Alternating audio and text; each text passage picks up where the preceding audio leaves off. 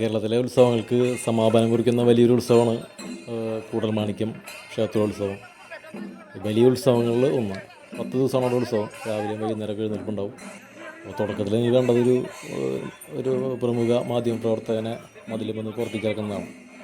താഴത്തേക്ക് ഇറങ്ങാൻ പറഞ്ഞൊരു സീനായിരുന്നു. എന്നോടല്ല, തിടമ്പ് നമ്മൾ വീഡിയോ എടുക്കുന്ന ദിവസം തിടമ്പ് പാറമേക്കാവ് കാശിനാഥനായിരുന്നു. നല്ലൊരു കുട്ടിയാനയിൽ നല്ലൊരു പക്വതയുള്ളൊരു ആനയായി മാറി കാശിനാഥൻ.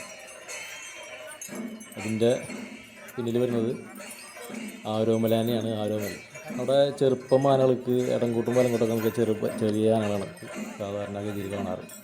തലക്കെട്ടിനൊക്കെ ഒരുപാട് പ്രത്യേകതയുണ്ട്. ചെറിയ തലക്കെട്ടായിരിക്കും, ഇറക്കിക്കെട്ട്, അങ്ങനത്തെ കുറേ സംഭവങ്ങളൊക്കെ അവിടെയുണ്ട്. പിന്നെ അതിൻ്റെ പിന്നിൽ വരുന്നത് നന്ദലത്ത് ഗോപീകണ്ണനാണ്. അതിൻ്റെ പിന്നിൽ കുട്ടംകുളങ്ങര അർജുനൻ.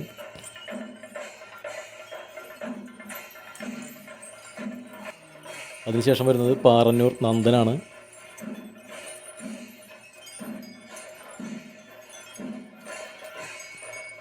പല്ലാട്ട് ബ്രഹ്മദത്തൻ.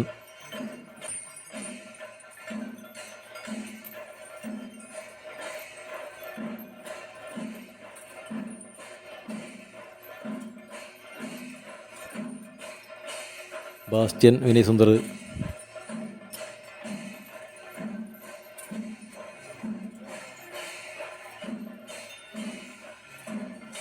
വടകുറുമ്പക്കാവ് ദുർഗാദാസൻ.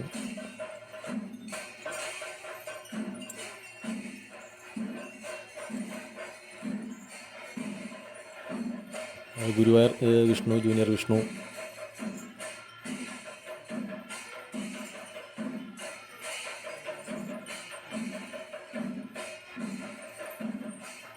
മീനാട് കേശു.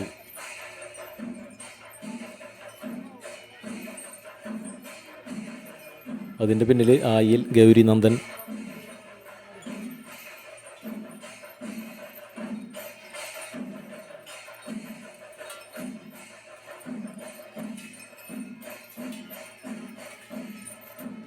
വയലൂർ പരമേശ്വരൻ.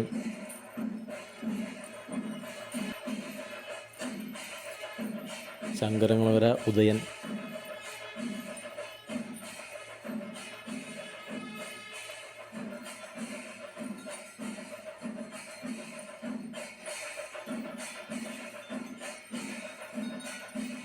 ചെമ്പുക്കവ് വിജയ് കണ്ണൻ.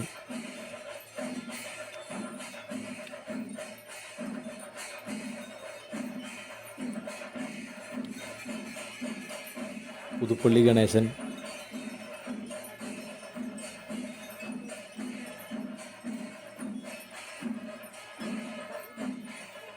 പാണഞ്ചേരി മഹേശ്വരൻ.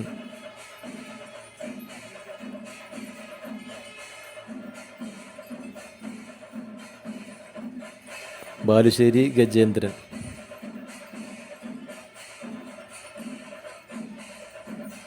പത്ത് ദിവസമാണ് ഉത്സവം. രാവിലെ വന്നാലും വൈകുന്നേരം വന്നാലൊക്കെ എഴുന്നള്ളിപ്പ് കാണാം. കാണേണ്ട ഒരു എഴുന്നള്ളിപ്പ് തന്നെയാണ്. നല്ല മേളം, ഒരുപാട് ആനകളുണ്ടാവും അവിടെ. അപ്പോൾ എല്ലാവരും ഒരു ദിവസം വന്നിട്ടൊന്ന് കൂടൽമാണിക്യം ക്ഷേത്രോത്സവം ഒന്ന് കാണാം. കഴിഞ്ഞ വർഷം തെച്ചുകോട്ട ആനയ്ക്ക് ഒരു ദിവസം വന്നിരുന്നു. ഇത്തവണ വരണ്ടോയെന്നറിയില്ല. ചിലപ്പോൾ ലാസ്റ്റ് ടൈമിൽ ചിലപ്പോൾ ആന വരിയിരിക്കും. എന്തായാലും എല്ലാവരും ഒന്ന് ഒരു തവണയിലൊന്ന് കാണേണ്ട ഒരു ഉത്സവമാണ്. ഓക്കെ.